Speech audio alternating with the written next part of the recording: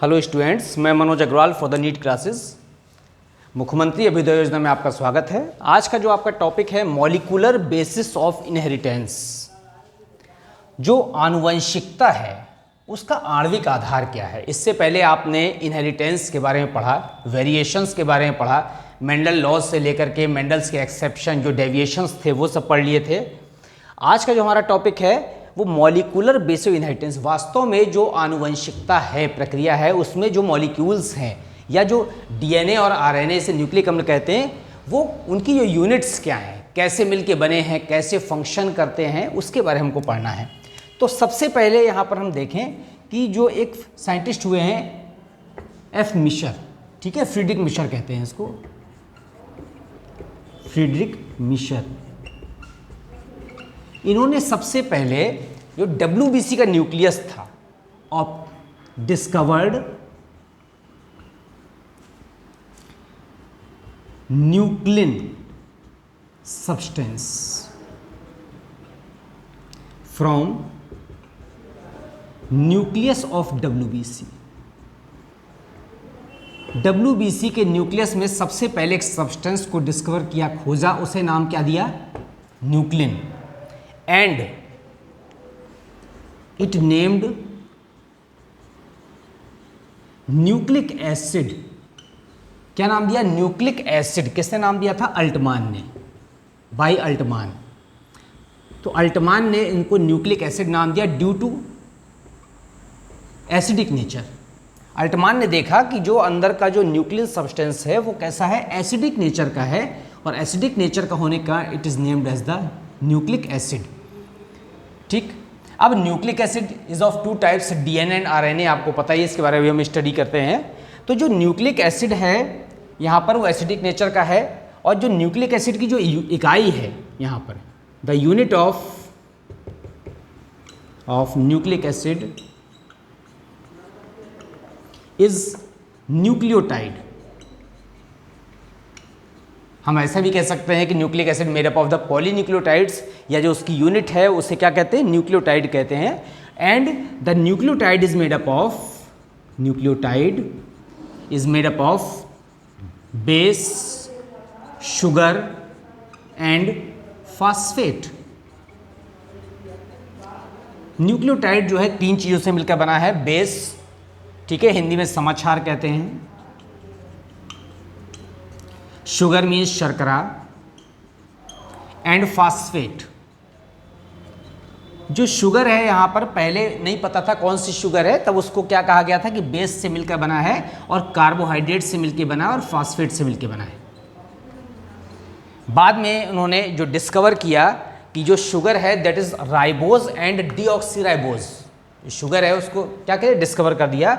And base, तो base जो थे वो it is of two types. कौन कौन से थे? Purine and pyrimidine. तो 2 तरह के बेस को उन्होंने डिस्कवर कर दिया। और एक साइंटिस्ट हुए हैं यहाँ लेविन। लेविन ने सबसे पहले ये डिस्कवर किया कि वास्तव में ये जो शुगर है, ठीक है, it is the ribose and deoxyribose. Ribose and deoxyribose, ये शुगर खोजी। और जो राइबोज शुगर थी उन्होंने किस में खोजी थी? यहाँ पर ईस्ट में खोजा था। तो ribose and deoxyribose by Levene. Levene ने डिस्कवर कर दिया कि जो शुगर थी वो राइबोज या डीऑक्सीराइबोज थी, और इन्होंने कहा जो बेस था वो प्यूरिन और पिरिमिडीन था।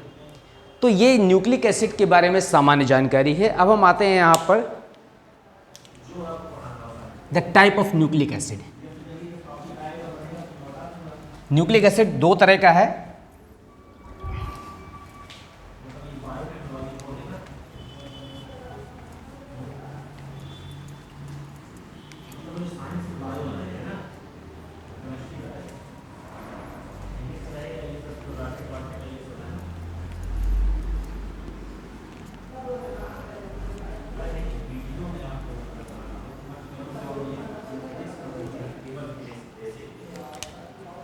जो न्यूक्लिक एसिड है वो कितनी तरह का है? 2 तरह का है।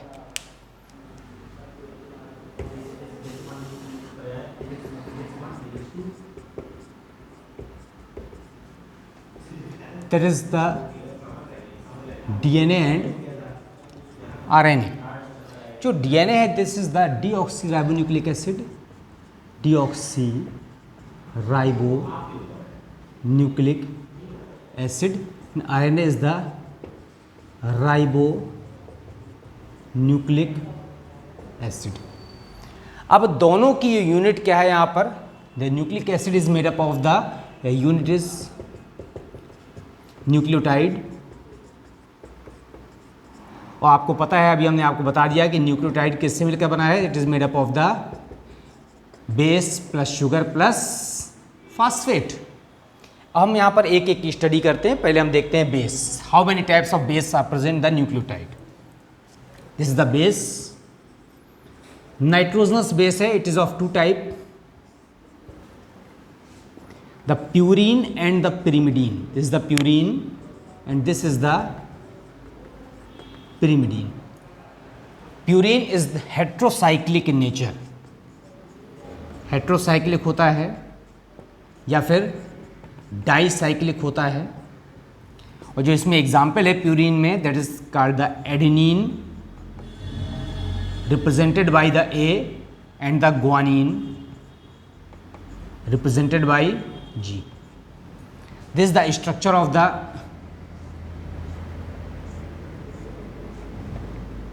purine. नंबरिंग देखिए कैसे करते हैं. यहाँ पर 1 2 3 4 5 6 7 8 9 कार्बन का जो है वो प्यूरीन है, हेट्रोसाइक्लिक भी है. एडनिन और ग्वानिन इसके एग्जाम्पल हैं. And the pyrimidine is single cyclic, monocyclic. Example क्या है इसमें?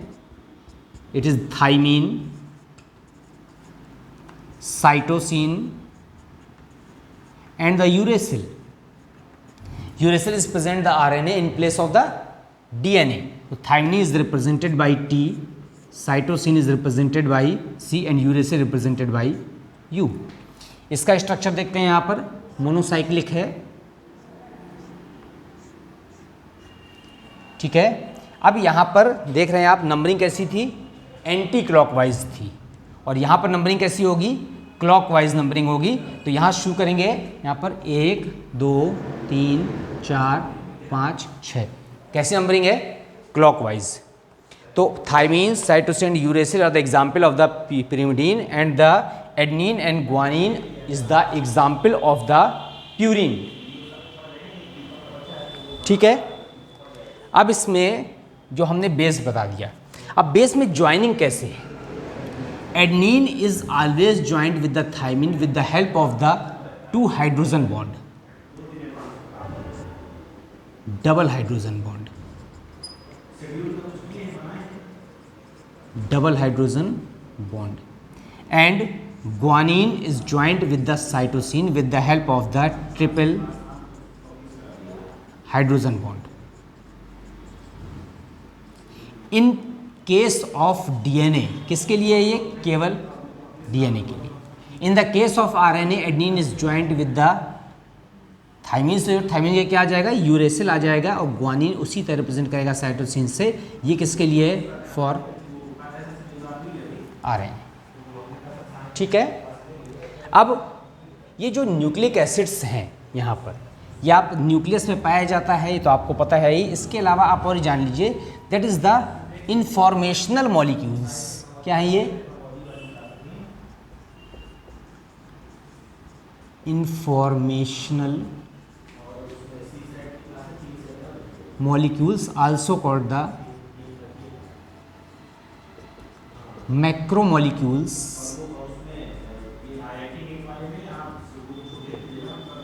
present in cell. सभी लिविंग ऑर्गेनिज्म्स में पाया जाता है. इन्फॉर्मेशनल मॉलिक्यूल्स भी कहते हैं, मैक्रोमोलिक्यूल्स भी कहते हैं. सेल में पाए जाते हैं. 2 तरह के होते हैं डीएनए और आरएनए. दोनों की जो इकाई होती है वो न्यूक्लियोटाइड होती है. Nucleotide is base made up of base, sugar and phosphate. तो बेस, शुगर, फास्फेट से मिलकर बने होते हैं. और base is of 2 types, the purine and the pyrimidine. Purine is dicyclic, also called the heterocyclic. Example is the adenine and guanine. And pyrimidine is the monocyclic. The example is thymine, cytosine and uracil represented by the T, C and U respectively. Adenine always joined with the thymine with the help of the double hydrogen bond, as well as guanine joined with the cytosine with the help of the triple hydrogen bond. Or in the case of RNA, adenine joined with the uracil with the help of double hydrogen bond. It means the thymine is replaced by the uracil in the case of RNA, but in the case of the DNA, the uracil is not present. The thymine joined with the adenine with the help of the double hydrogen bonds. हमने base पढ़ लिया, base के बाद हम आते हैं किसमें, sugar में। जो भी यहाँ पर न्यूक्लिक एसिड्स हैं या न्यूक्लियोटाइड्स हैं, इसमें जो शुगर होती है, the sugar is of 5 carbon. कितने कार्बन की है, 5 कार्बन की।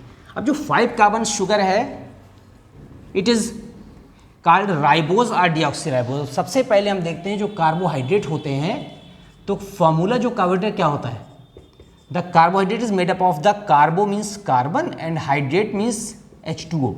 तो किससे मिलके बना है ये, कार्बन और H2O मैंने CH2O से, and the ratio of the CHO is 1:2:1। तो ऐसे सभी सब्सटेंस जिसमें कार्बन हाइड्रोजन ऑक्सीजन का रेशियो 1:2:1 होता है, that is called the carbohydrate. और कार्बोहाइड्रेट में आपको पता है, फिर उसको डिफरेंशिएट किया है यहाँ पर मोनोसैकेराइड, डाइसैकेराइड और पॉलीसैकेराइड में, because they are sweet in taste, so they are also called the saccharides. तो मीठे होने के कारण को सैकेराइड्स भी कहते हैं। And they are again differentiated into the monosaccharide, oligosaccharide, polysaccharide. इसको बाद में डिस्कस करेंगे। अभी हम यहाँ पर केवल क्या देख रहे हैं, शुगर देख रहे हैं कि जो शुगर है यहाँ पर that is belongs to the 5 carbon sugar. तो 5 कार्बन है अगर यहाँ पर, तो आप देखिए कि यहाँ पर C की वैल्यू 5 कर दीजिए, तो हाइड्रोजन कितने हो जाएंगे, H10 हो जाएंगे और O भी 5 हो जाएगा। This is the molecular formula of the pentose sugar present in the nucleic acids. अब यहाँ पर C5H10O5 is the formula of the ribose sugar found into the RNA, as well as the C5H10 and O4, it is the formula of the deoxyribose sugar। तो deoxyribose sugar किसमें पाई जाती है, DNA में, and the ribose sugar is present to the RNA। तो RNA में ribose sugar हो गया, formula लिखा हुआ है। डीऑक्सीराइबोज शुगर किसमें हो गया, DNA में हो गया। अब जो यहाँ पर स्ट्रक्चर है शुगर का, आप देख सकते हैं,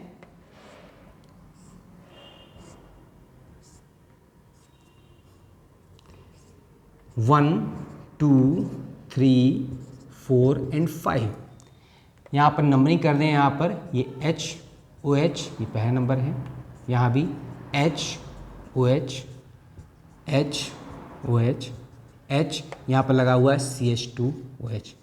कार्बन गिन लीजिए, जिसमें नंबरिंग है वो सब कार्बन की नंबरिंग है। हाइड्रोजन गिन लीजिए तो C5 हो गया। हाइड्रोजन गिन लीजिए 1 2 3 4 5 6 7 8 9 और 1 10। ऑक्सीजन काउंट कर लीजिए 1 2 3 4 और ये 5। This is the structure of the ribose sugar present the RNA, as well as in the case of the deoxyribose sugar the second number oxygen is replaced out। जो second number पर OH group लगा हुआ है उसमें OH का H हट जाता है, and this is the structure of the deoxyribose sugar। ठीक, तो C5H10O4, एक ऑक्सीजन क्या हो गया, कम हो गया। अब इसके बाद हम आते हैं किसमें, फास्फेट में। तो फास्फेट आपको पता है कि PO4 ट्रिपल माइनस का जो सिंबल है, इस तरह से फास्फेट को रिप्रेजेंट करते हैं। फास्फेट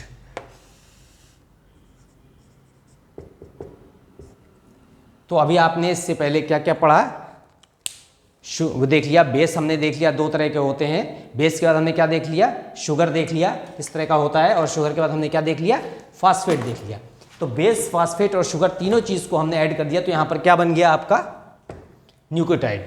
अब न्यूक्लियोटाइड में एक चीज आती है न्यूक्लियोसाइड।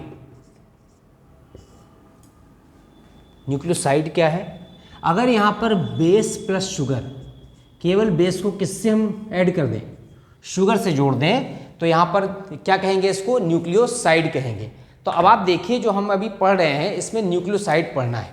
तो न्यूक्लियोसाइड्स के जो टॉपिक हैं, तो किसी भी बेस को शुगर से जोड़ दिया जाए, सपोज करिए कि यहाँ पर एडेनिन, तो एडेनिन प्लस शुगर, अगर हम एडेनिन को किससे जोड़ दें, यहाँ पर शुगर से जोड़ दें, दैट इज कॉल्ड द, क्या हो जाएगा यहाँ पर, एडिनोसिन।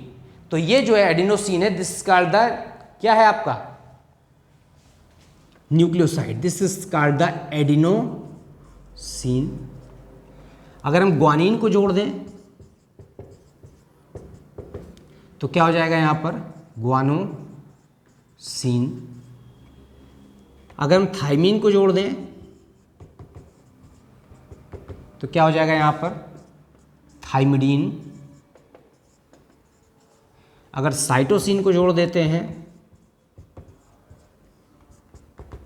तो ये क्या हो जाएगा यहाँ पर, साइटडीन।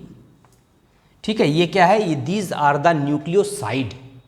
अब अगर हम न्यूक्लियोसाइड के न्यूक्लियोटाइड करना है यहाँ पर, तो इसमें क्या जोड़ दें फिर, फास्फेट और जोड़ दें। तो अब आप देखिए, अब हम एडिनोसिन को इधर ले आते हैं,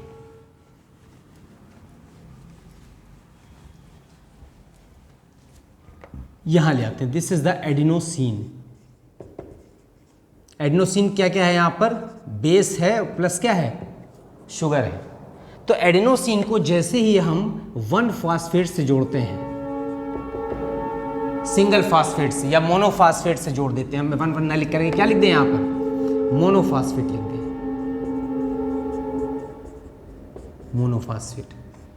तो अब चूंकि यहाँ पर एडिनोसिन बेस और शुगर है, जैसे ही इसको मोनोफास्फेट से जोड़ते हैं तो मोनोफास्फेट जो ये बन जाएगा adenosine monophosphate, this is called the adenosine monophosphate,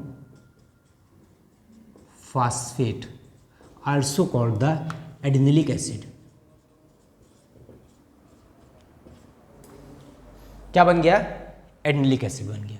अब यहाँ पर एडिनोसिन मोनोफास्फेट को हम ऐसे भी लिख सकते हैं AMP। ठीक है, ये जो एडिनोसिन मोनोफास्फेट है, इसको हम दूसरे फास्फेट से जोड़ दें तो क्या बन जाएगा, ADP बन जाएगा, प्लस मोनोफास्फेट किस में कन्वर्ट हो जाएगा, ADP में। फिर हम यहाँ पर ADP को फिर से मोनोफास्फेट से जोड़ दें, एक और फास्फेट इसमें ऐड हो रहा है, तो आप देखेंगे कि अभी किसमें मिल जाएगा, ATP में। This is called the adenosine triphosphate. तो ये जो एडिनोसिन ट्राईफास्फेट है हमारा, ये न्यूक्लियोटाइड है, ये प्यूरिन से मिलके बना है। इसी तरह से अगर हम ग्वानोसिन से बनाएं, ग्वानोसिन प्लस मोनोफास्फेट, मैं फास्फेट को ऐसे लिख दे रहा हूँ, ठीक है, तो ये क्या बनेगा यहाँ पर, ग्वानोसिन मोनोफास्फेट, या फिर बन जाएगा यहाँ पर ग्वानिलिक एसिड, ग्वानिलिक एसिड। ठीक है, तो जो ग्वानिलिक एसिड बना है उसमें यहाँ पर GUANY GUANYLIC ग्वानिलिक एसिड, इसी को शॉर्ट फॉर्म में हम यहाँ पर GMP लिख सकते हैं। अब इसी GMP में यहाँ पर एक एक फास्फेट हम जोड़ते जाएं, मोनो फास्फेट फिर से जोड़ा तो बन जाएगा GDP। अब हम GDP में फिर से जोड़ दें तो क्या बन जाएगा यहाँ पर, GTP। GTP का पूरा नाम क्या हो जाएगा, ग्वानोसिन ट्राईफास्फेट।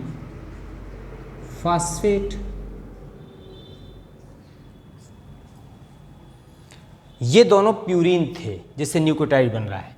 अब हम इसके बाद किस में ले आते हैं, यहाँ पर एडेनिन, ग्वानिन के बाद थाइमिन आ जाते हैं। ठीक है, तो थाइमिन, तो बेस और शुगर अगर हमने देखा था, थाइमिन से क्या बना था यहाँ पर, वहाँ पर इस ये पता एडिनोसिन, वहाँ पर क्या बना था, थाइमिडीन। तो थाइमिडीन यहाँ पर बना है, तो हम यहाँ पर लिख दें थाइमिडीन। अब थाइमिडीन हमारा बेस और शुगर का कंप्लीट फॉर्म है, तो इसमें जैसे ही हम यहाँ पर फास्फेट जोड़ते हैं, मोनोफास्फेट, मोनोफॉस्फेट, तो क्या बन जाएगा यहाँ पर थाइमिडीन मोनोफॉस्फेट, थाइमिडीन मोनोफॉस्फेट या फिर थाइमिडिलिक एसिड, थाइमिडिलिक एसिड। साइड तक आपको दिखाई दे रहा है ना, थाइमिडिलिक एसिड। ठीक है, इसी को हम ऐसे लिख सकते हैं टीएमपी। इसी टीएमपी में हम फिर से मोनोफॉस्फेट जोड़ देते हैं, मोनोफॉस्फेट, तो क्या बन जाएगा ये टीडीपी बन जाएगा। और जब हम टीडीपी में फिर से क्या कर देंगे मोनोफॉस्फेट जोड़ देंगे, मोनोफॉस्फेट, तो क्या बन जाएगा ये थाइमिडीन ट्राइफॉस्फेट। ठीक है, क्या बना थाइमिडीन ट्राइफॉस्फेट टीटीपी। तो आप देख रहे हैं यहाँ पर कि किस प्रकार से एटीपी बन रहा है, उसी तरह से क्या बन रहा है यहाँ पर जीटीपी बन रहा है, जीटीपी बनने के बाद क्या बन रहा है टीटीपी बन रहा है। ठीक, और इसी तरह से यहाँ पर साइटोसिन को ऐड कर दीजिए, साइटडीन प्लस मोनोफॉस्फेट बन जाएगा यहाँ पर साइटडीन मोनोफॉस्फेट या फिर साइटिडिलिक एसिड, साइटिडिलिक एसिड, इसी को कहते हैं यहाँ पर सीएमपी। अब सीएमपी को फिर से मोनोफॉस्फेट से आप क्या करिए कंबाइन कर दीजिए, तो बन जाएगा यहाँ पर सीडीपी। और सीडीपी को फिर से मोनोफॉस्फेट से जब हम ऐड कर देंगे तो बन जाएगा सीटीपी, माने साइटिडीन ट्राइफॉस्फेट।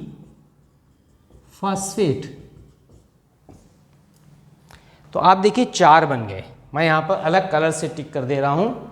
ये सब क्या है न्यूक्लियोटाइड है। सबसे पहले बना ये एडेनोसिन ट्राइफॉस्फेट, फिर बना जीटीपी ग्वानोसिन ट्राइफॉस्फेट, फिर बना टीटीपी थाइमिडीन ट्राइफॉस्फेट, फिर बना सीटीपी साइटिडीन ट्राइफॉस्फेट। इसी तरह से अगर हम यूरिडीन को ले लें और यूरिडीन को यहाँ पर जो है सीधे सीधे 3 फास्फेट से ऐड कर दें तो क्या बन जाएगा यूटीपी। ठीक है, क्या बनेगा यहाँ पर यूरिडीन ट्राइफॉस्फेट, सीधे सीधे 3 फास्फेट से जोड़ दिया 3 फास्फेट। तो आप देख रहे हैं क्या बन गया यहाँ पर यूरिडीन ट्राइफॉस्फेट बन गया। तो यूरिडिलिक एसिड से बन गया। तो अब आप इस तरह से देख रहे हैं कैसे यहाँ पर कन्वर्जन लगातार हो रहा है। तो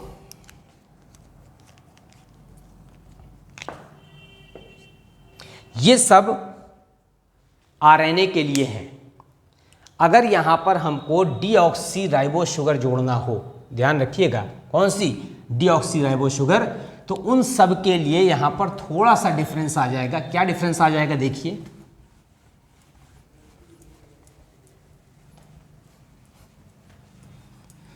फॉर डीएनए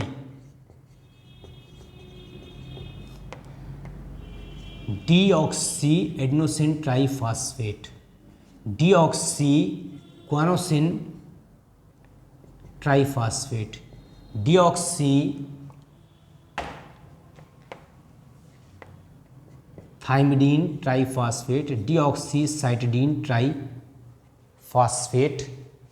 फॉर डीएनए। ठीक है, डी का मतलब है डीऑक्सी। और केवल आरएनए के लिए यहाँ पर ये सब होते आएंगे। और आरएनए में चूंकि यहाँ पर यूरिडीन थाइमिक या यूरेसिल आ जाता है, इसलिए डीएनए में ये 4 रहेंगे। और आरएनए के लिए क्या रहेगा, फॉर आरएनए केवल adenosine triphosphate, guanosine triphosphate, cytosine triphosphate और यूरिडीन ट्राइफॉस्फेट। आप ये देख रहे हैं डीएनए और आरएनए में ये जो न्यूक्लियोटाइड हैं ये डिफरेंस आपको सामने दिखाई दे रहा है, दीज आर द डिफरेंस। अब इसके बाद हम आते हैं यहाँ पर कि न्यूक्लियोटाइड्स जो होते हैं वो क्या होते हैं, एसिड्स होते हैं। क्या है न्यूक्लियोटाइड्स, एसिड्स हैं, इसलिए नाम पड़ा है यहाँ पर न्यूक्लिक एसिड। तो अब ज्वाइनिंग ऑफ न्यूक्लियोटाइड्स,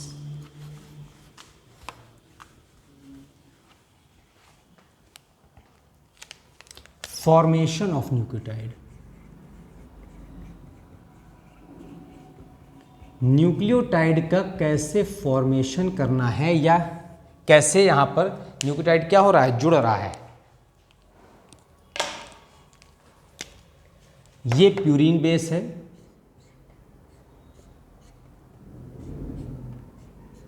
नंबरिंग आपको पता है 1 2 3 4 5 6 7 8 9। जस्ट वेट, मैं जरा मार्कर निकालूं।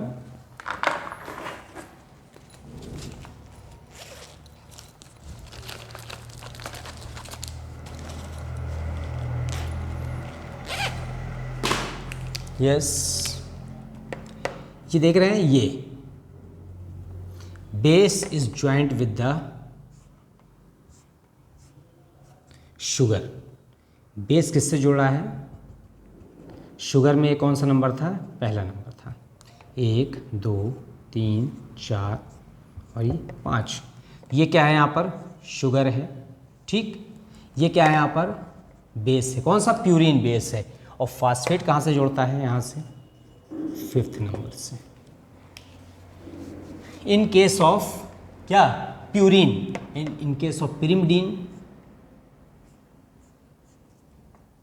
यहाँ पर आपको नंबरिंग पता है, जो पिरिमिडीन होता है, प्यूरीन में हमें यहाँ पर एंटी क्लॉकवाइज नंबरिंग होती है और पिरिमिडीन में कैसी होती है, क्लॉकवाइज। 1 2 3 4 5 6, पहले नंबर का जो कार्बन है बेस का, ठीक है, वो यहाँ पर जुड़ता है किससे, शुगर के पहले नंबर से, ठीक है, शुगर पहले नंबर से।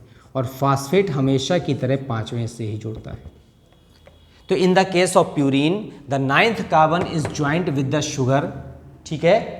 And in the case of pyrimidine the first carbon of base is joint with the first carbon of the sugar, ये शुगर है।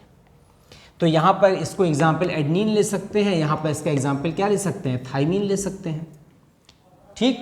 अब क्या होगा, न्यूक्लियोटाइड तो बन गया, अब यहाँ पर हम पढ़े ज्वाइनिंग ऑफ न्यूक्लियोटाइड्स। न्यूक्लियोटाइड्स कैसे ज्वाइन कर रहे हैं आपस में, ये बेस शुगर फास्फेट का लिंक है। अब एक बेस शुगर और फास्फेट में एक न्यूक्लियोटाइड बना, अब यहाँ पर हमें पॉली न्यूक्लियोटाइड बनाना है। फॉर्मेशन ऑफ पॉली न्यूक्लियोटाइड, तो क्या होगा यहाँ पर, यहाँ से 3rd नंबर से फास्फेट ग्रुप लगेगा और यहाँ पर शुगर का कौन सा नंबर आएगा,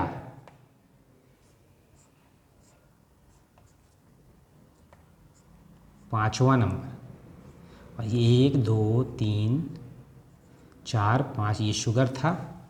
तो आप देखिए, एक तरफ यहाँ पर फास्फेट 5वें नंबर से जुड़ा है शुगर के, और दूसरी तरफ किससे जुड़ा है, 3rd नंबर से। तो अगर हम यहाँ से पढ़ते हैं तो इज द 5-3 लिंकेज, और अगर यहाँ से पढ़ते हैं ऐसे तो 5-3 लिंकेज। दिस इज द, ये जो बॉन्ड है शुगर शुगर के बीच में, ठीक है। तो ये दो शुगर आपस में, is the फास्फोडाइएस्टर bond, फास्फोडाइएस्टर bond,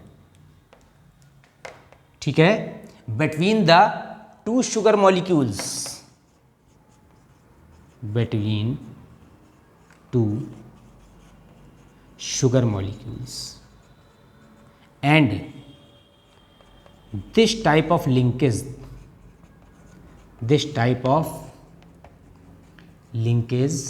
is known as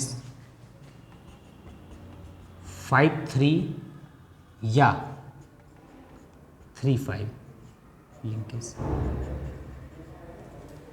नीचे से ऐसे पढ़ेंगे 3-5, ऊपर से पढ़ेंगे 5-3। आपको ध्यान रखना है कि ये 3-5-5-3 ये जो वर्ड यूज़ होंगे किसमें, न्यूक्लियोटाइड्स के लिए या पॉलीन्यूक्लियोटाइड्स में, वो ये हैं, वो वास्तव में शुगर मॉलिक्यूल है कि शुगर मॉलिक्यूल एक तरफ, यहाँ पर फास्फेट मॉलिक्यूल एक तरफ यहाँ पर किससे जुड़ा, शुगर के 5वें नंबर से, और दूसरी तरफ शुगर के किससे जुड़ा है, 3रे नंबर से। तो ये जो फास्फोडाइस्टर बॉन्ड बन रहा है, ये आपको ध्यान रखना है कि इससे न्यूक्लियोटाइड जुड़े होते हैं। तो 5 carbon atom of pentose sugar, ठीक, तो शुगर मॉलिक्यूल्स के बीच में है।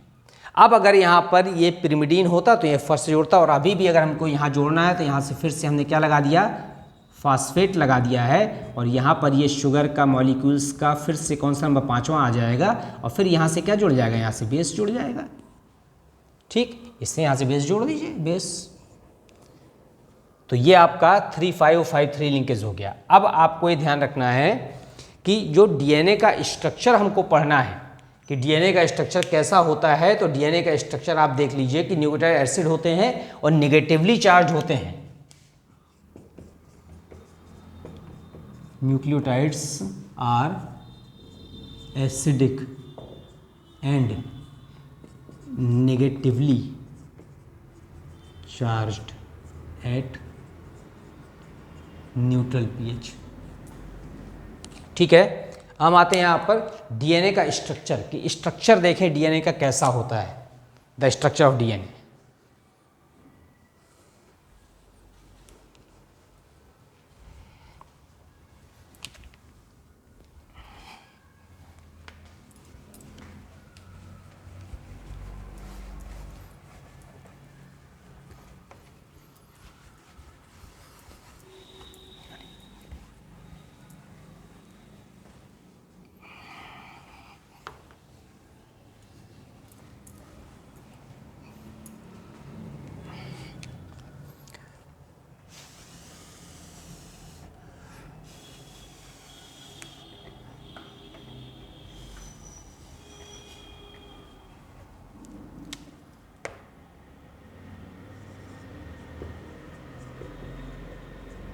Structure of DNA. अब क्या हुआ यहाँ पर कि एक्सरे डिफ्रैक्शन मेथड द्वारा याद किया गया with the use of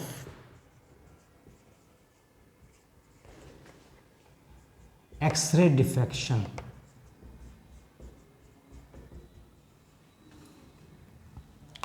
the double helical structure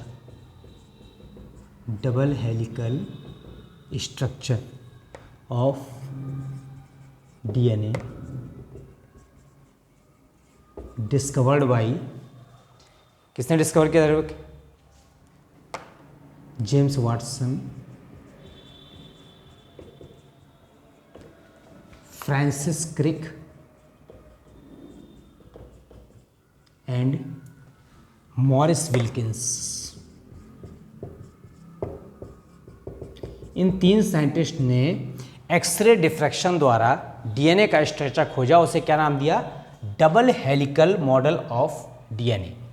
अब जो डबल हेलिकल मॉडल होता है एंड अवार्डेड नोबेल प्राइज भी मिला इनको। अब जो डबल हेलिकल स्ट्रक्चर क्या है यहाँ पर आप देख सकते हैं,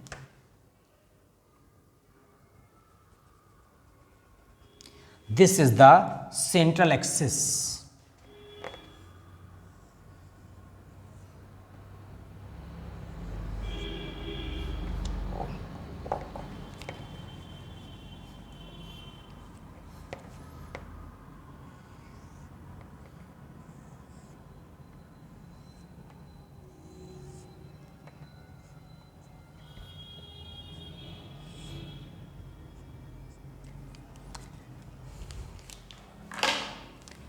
this is the central axis and these are the 2 polynucleotide chain। ये क्या है, ये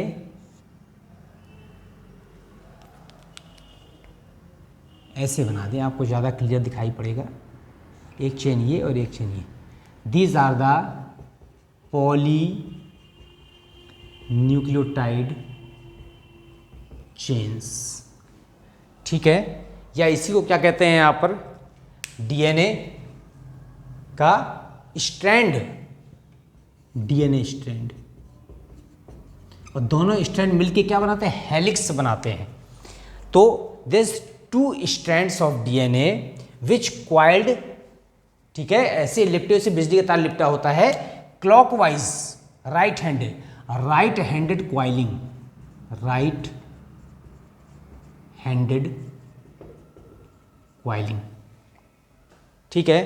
तो दीज आर पॉलीन्यूक्लियोटाइड स्ट्रैंड्स हैं and they wound around the central axis, एक सेंट्रल एक्सिस के चारों ओर क्या हुए, लिपटे हुए हैं। One helix, the length of one helix is approximately 34 angstrom and the diameter of helix is approximately 20 angstrom. Diameter कितना है, 20 एंगस्ट्रॉम है, और लेंथ कितनी है, 34 एंगस्ट्रॉम है। अब इसके बाद ये these 2 strands are anti parallel,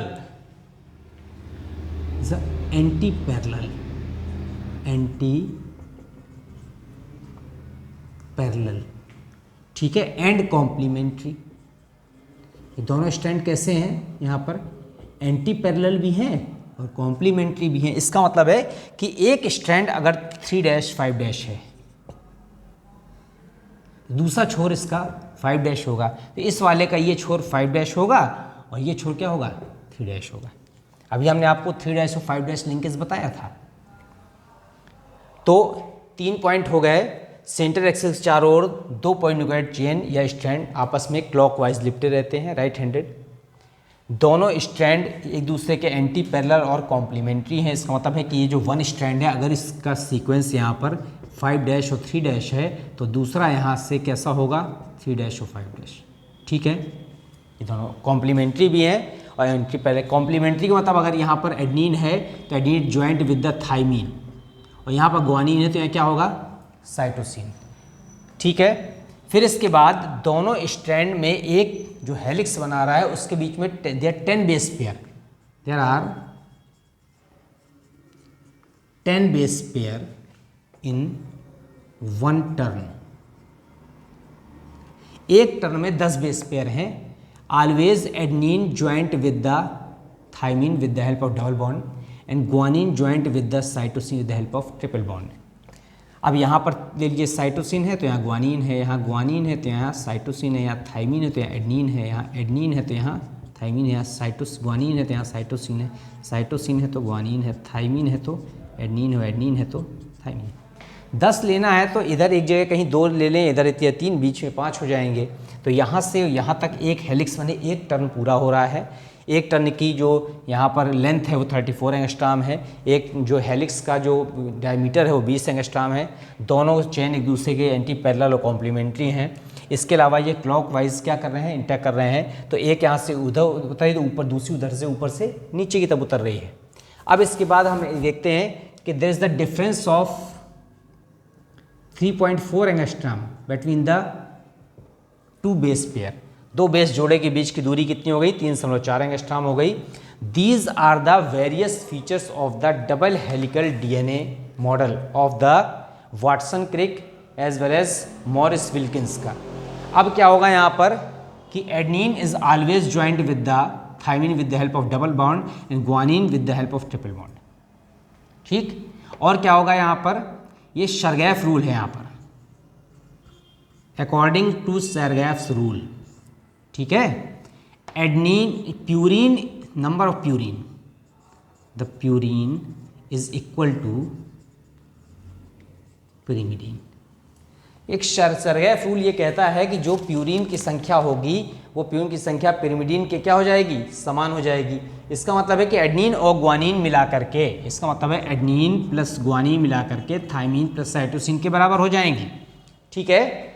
फिर इसके बाद हम अगर देखें कि शरगैफ रूल ये कहता है कि प्यूरिन संख्या pyrimidine के बराबर होगी, लेकिन टोटल नंबर ऑफ प्यूरिन तो बराबर है, लेकिन जो बेस कंपोजिशन है वो अलग अलग रेशियो क्या करता है, वेरी करता है। यहाँ पर 80/GC ratio varies from species to species and 1.52 for human and approximately यहाँ पर 0.9 समथिंग फॉर किसके लिए, बैक्टीरियाज के लिए। तो ये जो रेशियो है ये रेशियो वेरी कर रहा है, और ये जो 0.93 रेशियो है फॉर किसके लिए, इकोलाई के लिए, बैक्टीरिया के लिए।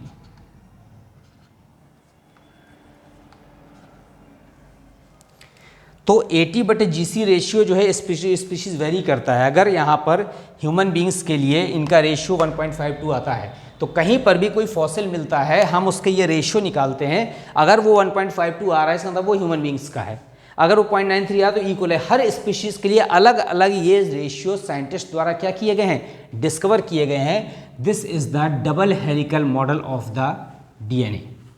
अब डीएनए के डबल हेलिकल मॉडल के बाद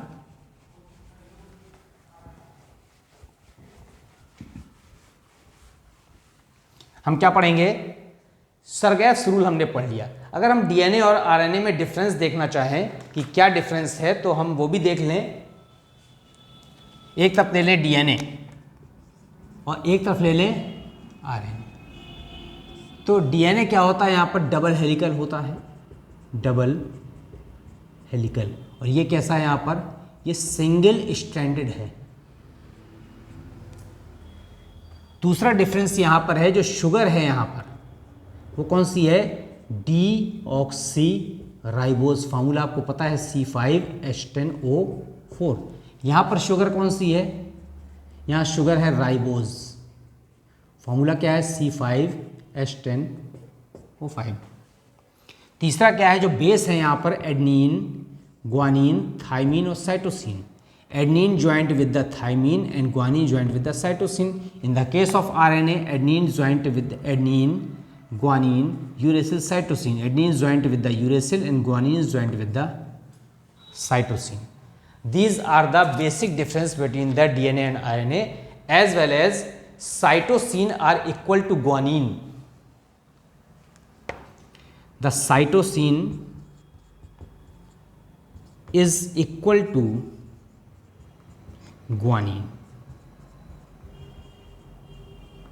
but cytosine is not equal to guanine due to single stranded, एकल सूत्री होने के कारण जो साइटोसिन की मात्रा है वो यहाँ पर गुआनिन के इक्वल नहीं है, और जो बेस पेयर होते हैं यहाँ पर मिलियंस में होते हैं, बेस पेयर इन मिलियंस, और base pair is very low.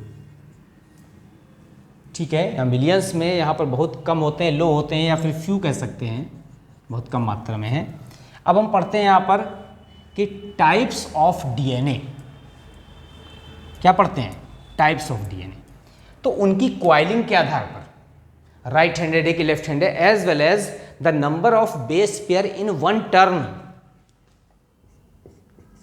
Types of DNA on the basis of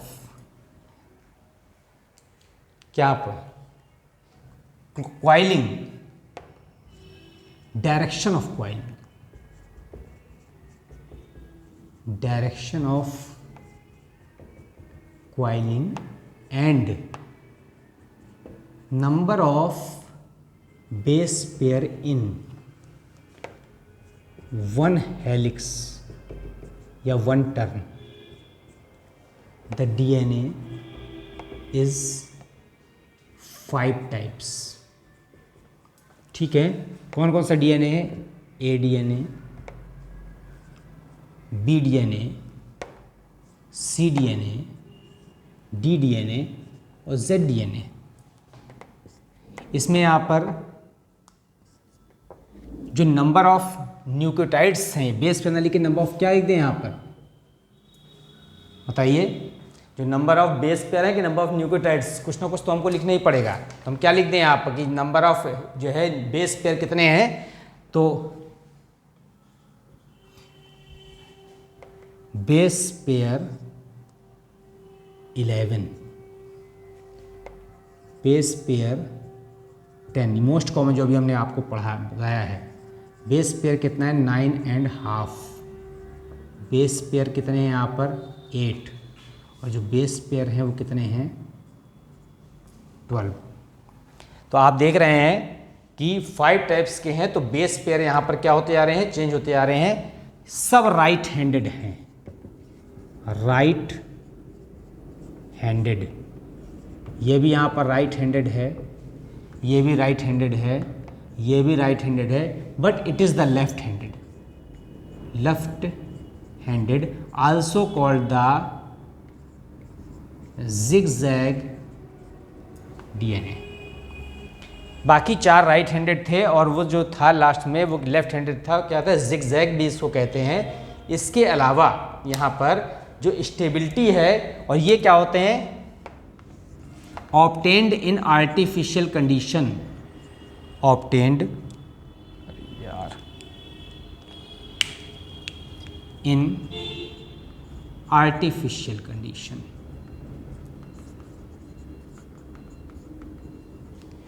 ये क्या है यहाँ पर, मोस्ट स्टेबल है, और ये क्या है, zigzag DNA है जिसमें 12 बेस पेयर होते हैं, और जिक ने खोजा था यहाँ पर। ये भी क्या है, यहाँ पर आर्टिफिशियल कंडीशन पाया जाता है, लेफ्ट हैंडेड है। इसका मतलब है कि ये वामावर्त भी इसको हिंदी में कहते हैं, और जब हीट करते हैं, ऑन हीटिंग, सबके लिए है ये general word, DNA strands uncoiled, known as melting, ठीक। और ऑन कूलिंग, अगर हम यहाँ पर कूल कर रहे हैं तो क्या होता है, DNA स्ट्रैंड्स क्वाइल्ड, फिर से कुंडल हो जाते हैं यहाँ पर, और उसे कहते हैं यहाँ पर known as annealing.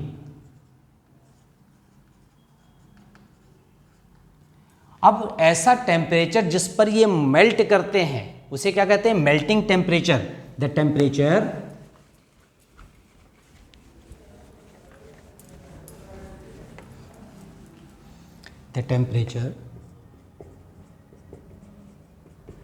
at which DNA melts, DNA क्या करता है, पिघल जाता है। बहुत हाई टेम्परेचर देंगे तो मेल्टिंग हो जाएगी, तो अगर यहाँ पर मेल्टिंग हो जाएगी तो उसे कहेंगे melting temperature, known as melting temperature, which is specific for each sequence। हर सीक्वेंस के लिए इसका स्पेसिफिकेशन अलग अलग होता है, तो हम इसे यहाँ पर क्या कहते हैं, मेल्टिंग टेम्परेचर कहते हैं। अब यदि एक सैंपल DNA में मोर मेल्टिंग टेम्परेचर है, इसका मतलब है कि यहाँ पर high melting temperature, high melting temperature shows the stability of guanine triple bond cytosine bonds। High melting temperature show कर रहा है कि ग्वानिन और साइटोसिन बॉन्ड वहाँ पर हैं, वो ज़्यादा स्टेबल होते हैं इन कंपैरिजन टू किसका, एडनिन का थाइमीन से जो ज्वाइंट होता है उसके कंपैरिजन में ग्वानिन और साइटोसिन के जो बॉन्ड्स होते हैं। अब इसके बाद हम आते हैं यहाँ पर टाइप्स ऑफ RNA।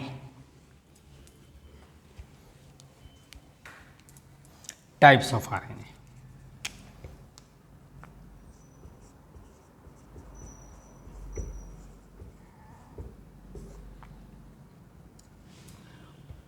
कुछ वायरसेस में RNA जेनेटिक मटेरियल भी है, अभी हम आपको बताएंगे what's the properties of the genetic material.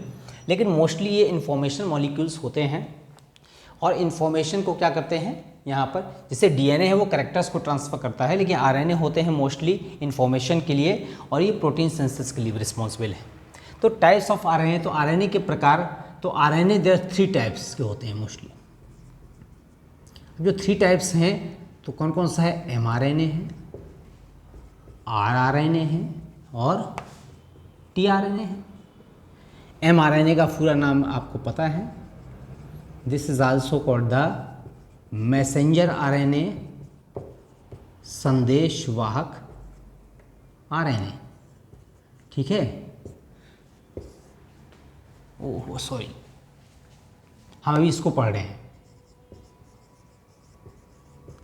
Messenger RNA produced in nucleus, केंद्रक में उत्पन्न होता है और केंद्रक से सूचना लेकर के, मैसेज लेकर के कहाँ आता है? न्यूक्लियर पोर से होता हुआ साइटोप्लाज्म में आता है। और चूंकि ये साइटोप्लाज्म में आता है, इंफॉर्मेशन लाता है, इसलिए एमआरएनए मॉलिक्यूल्स लंबा होता है, लॉन्गेस्ट आरएनए, लॉन्गेस्ट आरएनए सबसे लंबा होता है। और इसके अलावा लॉन्गेस्ट के अलावा लगभग 5% टोटल आरएनए का कवर करता है and covers and approximately 5% of total RNA and complementary to base pair,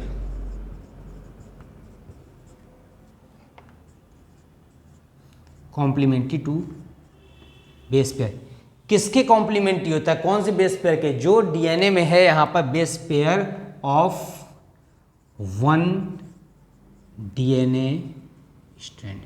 अब लॉन्गेस्ट होता है तो क्या होगा? यहां पर जो लाइफ स्पॉन होता है,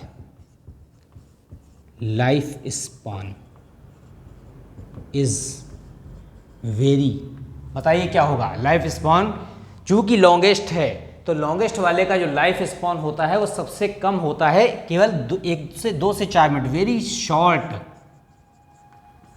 फ्यू मिनट। जब जरूरत होती है उसी समय यहाँ पर एडवांस बनता है और इन्फॉर्मेशन लाता है, और इसी इन्फॉर्मेशन के बेस पर यहाँ पर जो है जो टीआरएनए होता है वो आरआरएनए, राइबोसोमल आरएनए को ला करके और अमीनो एसिड को आपस में जोड़ करके प्रोटीन सिंथेसिस के लिए क्या है? रिस्पॉन्सिबल होता है। तो फिलहाल ये ट्रांसक्रिप्शन के लिए बनता है। दूसरा होता है यहाँ पर कौन सा? राइबोसोमल आरएनए, राइबोसोमल आरएनए ये कवर करता है 80% ऑफ टोटल आरएनए। ठीक है, फिर राइबोसोमल आरएनए है तो किसके लिए रिस्पॉन्सिबल है? इंपॉर्टेंट है, प्रोटीन सिंथेसिस के लिए रिस्पॉन्सिबल है, protein synthesis and ribosome formation. ठीक, अब जो हमारा राइबोसोमल आरएनए है वो आरआरएनए भी उसको कहते हैं। तो बेस सीक्वेंस समान होता है और बनता कहाँ है? यहाँ पर base sequence is similar in all organism and synthesized in nucleolar organizing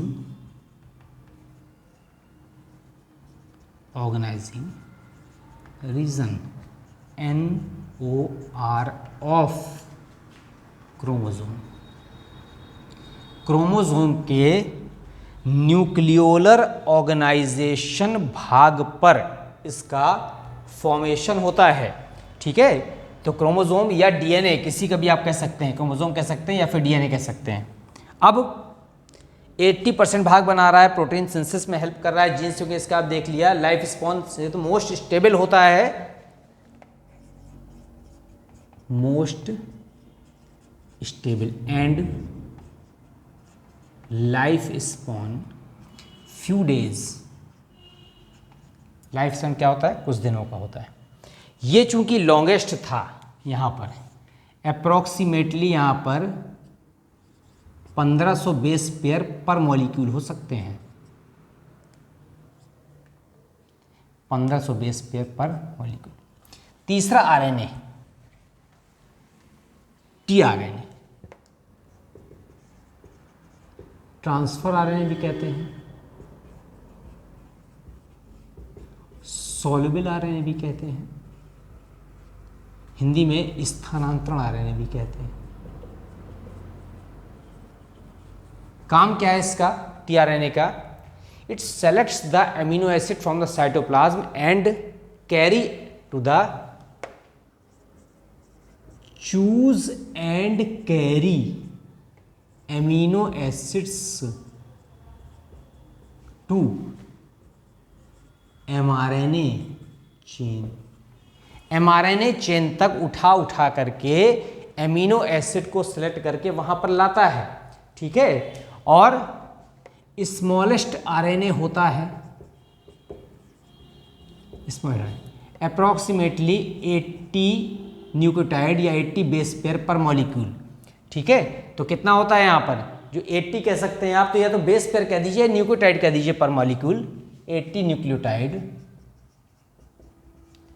पर मॉलिक्यूल।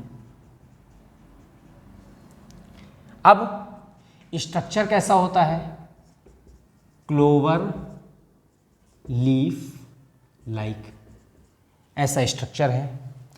स्मॉलेस्ट है, 80 न्यूक्लियोटाइड पर मॉलिक्यूल हो सकता है।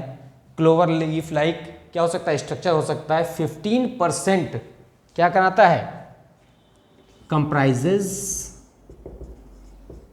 Approximately 15% of total RNA. अब इसमें स्पेसिफिक एमिनो एसिड्स होते हैं, कौन कौन से, tRNA contains specific amino acids. बहुत स्पेशल एमिनो एसिड्स हैं टीआरएनए के। कभी कभी ऑब्जेक्टिव क्वेश्चन उसमें एग्जाम में पूछ लेता है कि डाईहाइड्रोयूरेसिल है, डाईहाइड्रोयूरेसिल, ठीक है। तो एक हो गया आपका डाईहाइड्रोयूरेसिल, फिर उसके बाद हो गया स्यूडोयूरिडीन, ये यूरेसिल में CIN, सॉरी, स्यूडोयूरिडीन एटसेट्रा। अब हम आते हैं यहाँ पर टाइप्स ऑफ आरएनए के बाद नेक्स्ट टॉपिक में।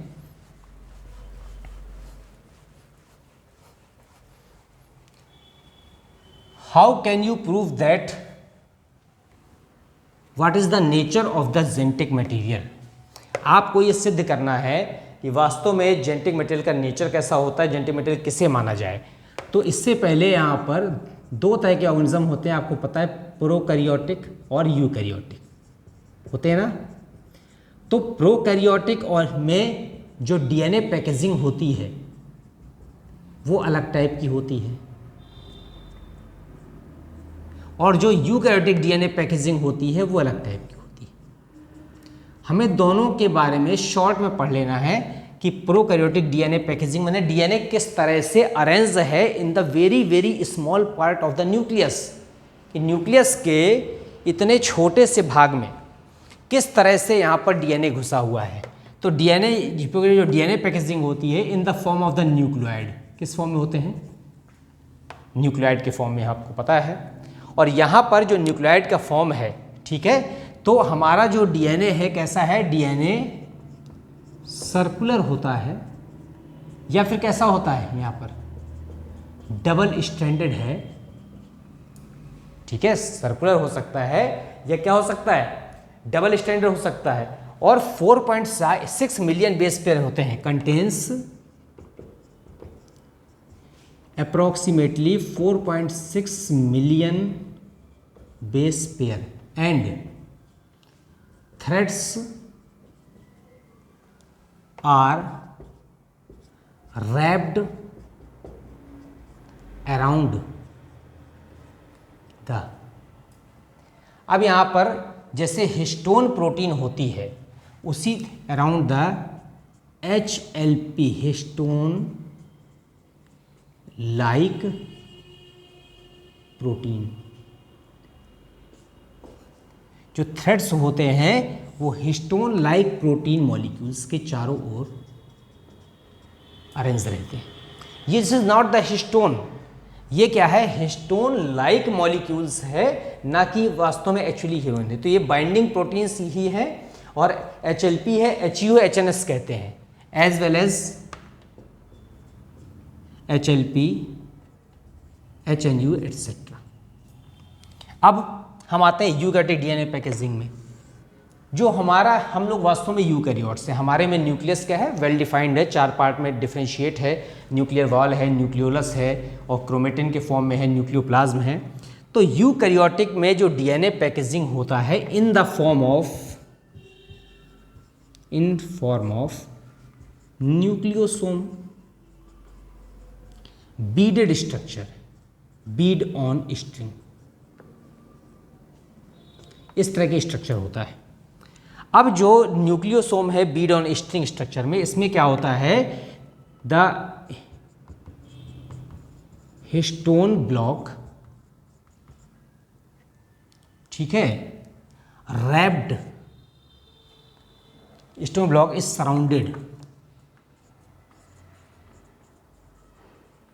सराउंडेड बाई, किससे सराउंडेड होता है यहां पर, डीएनए थ्रेड्स। अब जो हिस्टोन ब्लॉक होता है वो डीएनए के थ्रेड से चारों तरफ से क्या होता है, घिरा होता है और पॉजिटिवली चार्ज बेसिक प्रोटीन होती है, इससे हिस्टोन कहते हैं। हिस्टोन इज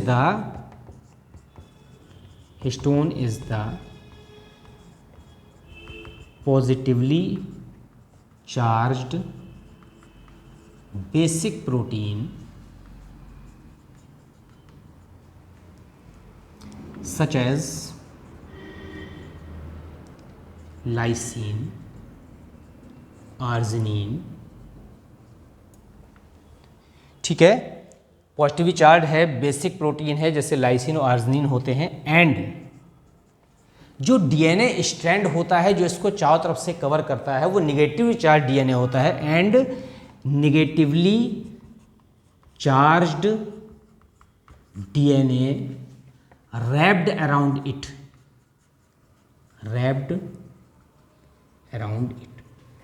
अब क्या होता है, जो हिस्टोन है यहां पर, histone block is made up of 6,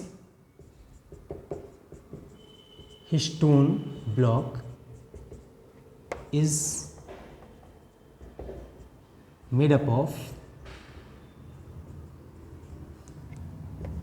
5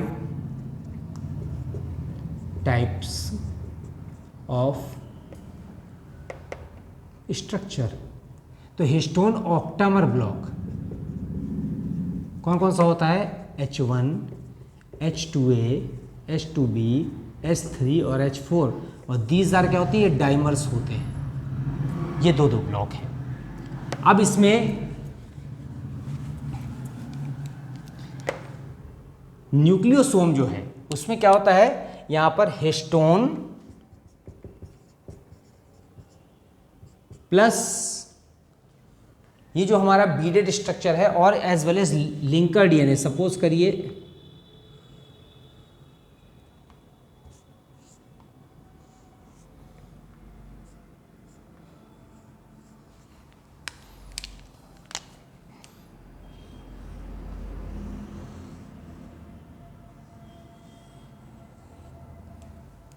this is the linker DNA. कौन सा डीएनए है, लिंकर डीएनए। और ये क्या है, ये हिस्टोन ब्लॉक है, histone octamer.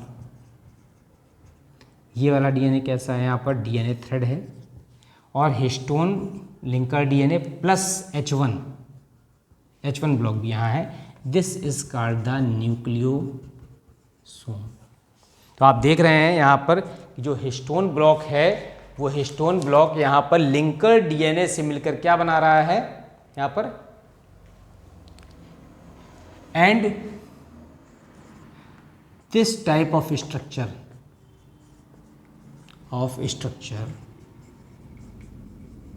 Is called solenoid model. क्या कहते हैं इसको,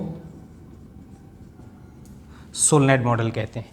तो यहाँ पर हिस्टोन जो ऑक्टामर है वो 5 ब्लॉक से मिलकर बना है, जिसमें 4 ब्लॉक ही मेन होते हैं और ये डायमर बने 2-2 पार्टिकल के रूप में होते हैं। H1 linker DNA 2 histone block को जोड़ने वाला कहलाता है लिंकर डीएनए।